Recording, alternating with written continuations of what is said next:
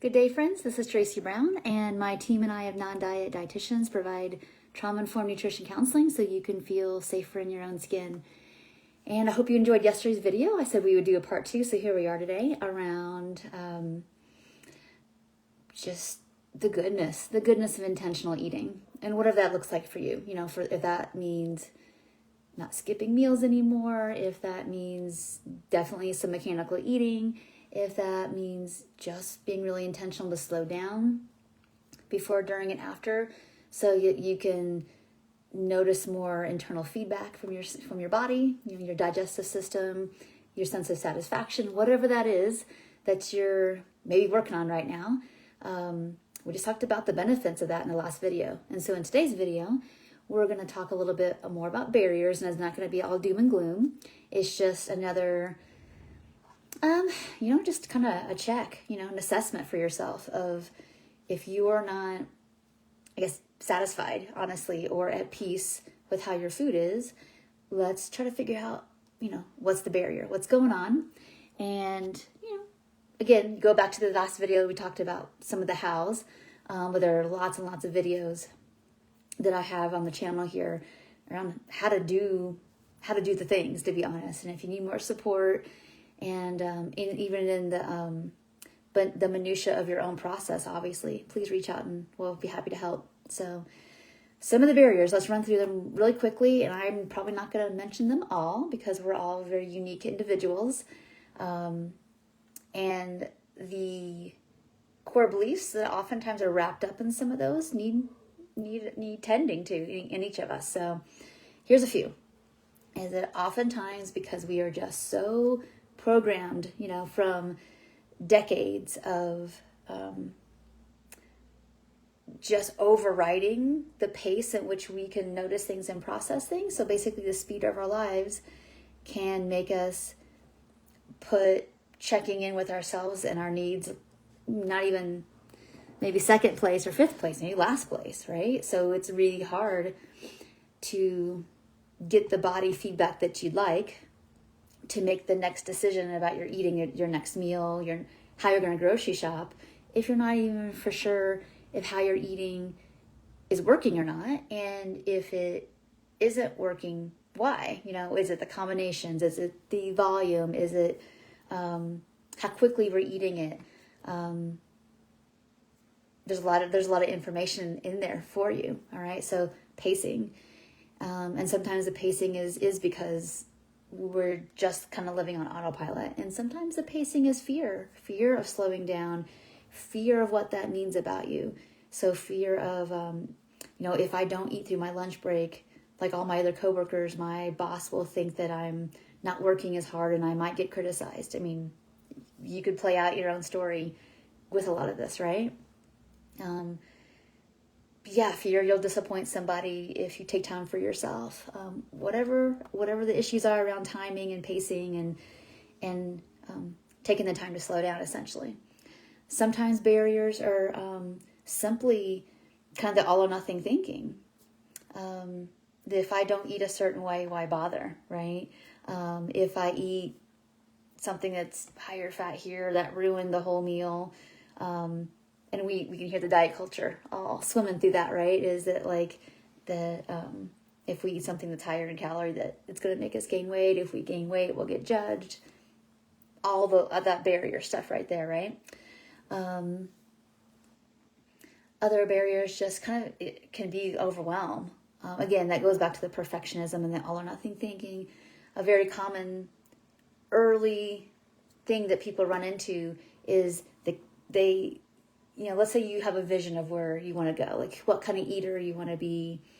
And that vision has been made from it's from peace. It's not based in fear. It's not based in earning love and worth from people or based in fear of something bad's going to happen to me. It's not health anxiety. It's simply this style of eating, I do believe would serve my body the best. I believe I can do it in a way that's not obsessive.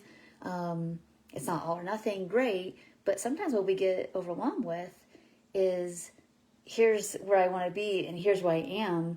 And because I don't know the bridge steps to get there, I get afraid I can't do it. And so I just don't try. Or I'll try for a day or two, and then the emotions start to bubble up, and then I kind of retreat back to what I know, because I'm more fearful of the sensations that I might need to go through for the freedom than I am my current unsatisfying way of eating. All right. So there's a level of like, sometimes the barriers are, I mean, they're all fear-based at the end of the day. Right. But just being really, really, really clear. Sometimes barriers just include things like, oh, I'm just not taking time to think about what I'd like to eat. It's simply like maybe needing to talk to a friend, or actually a good use of the internet would be to look up some new recipes, taking 30 minutes to do that, and believing that's productive, because some people struggle with, meal planning is a waste of time. I should be doing more laundry. I should be working more on the work project, versus sitting down for 30 minutes to kind of think about what would be satisfying. There's a lack of value sometimes in that for people too, which is why we do a lot of, meal planning groups and sessions and stuff like that, because it's just a lost art for a lot of us. Because of the pacing and because of diet culture, we don't value satisfying meals and how to cook to make food last longer and have good usage of leftovers and those kind of things. Things that people maybe knew really well 75, 100 years ago. We're not so good at it these days, because we don't take the time to settle. All right. So I listed a lot of reasons here, and I hope that none of them resonate with you in terms of like, you're doing great. But if any of them do, or all of them do, step one is just to get really aware of it and get to some of those conscious and unconscious core beliefs about what it means to get your needs met, and what it means to go at a slower pace, and trusting that. And I would say a reason I didn't even mention that just popped in my head now is that it's really hard to take care of something you don't like, honestly.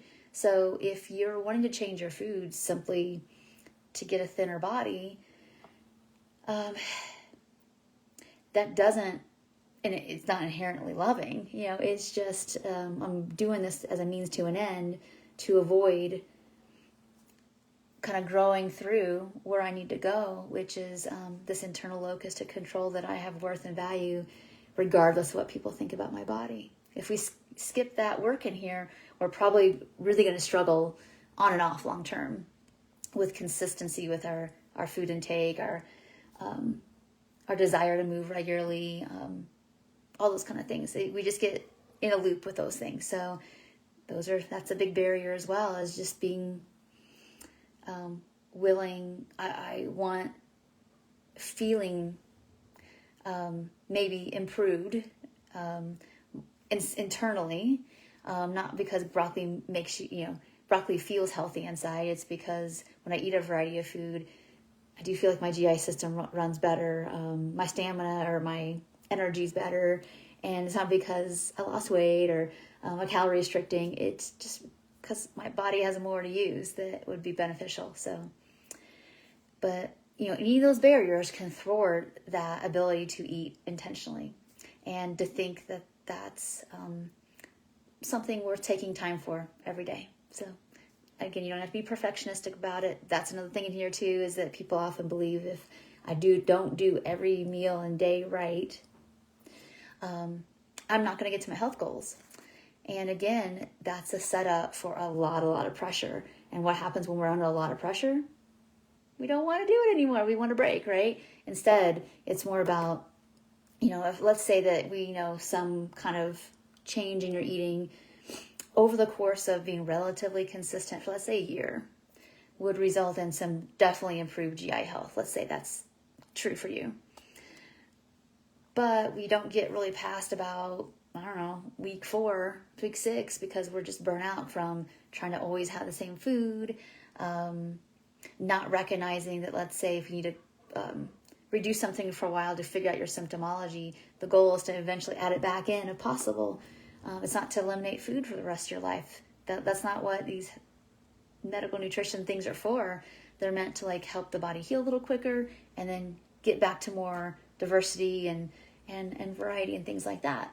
So if we look at the thing as the cure, long-term forever, that may not be sustainable. which is why we can't make it the whole length of time that we might need to get the benefit of what we're trying to do. So anyway, I've talked about a lot of barriers today. If you have any of those, you can put them in the comments below. I'd be happy to chat with you a little bit about it, and maybe even direct you in the right direction to go to the next step. So thank you so much for watching. I hope you enjoyed these last 2 videos, and I will see you in the next ones. Bye for now.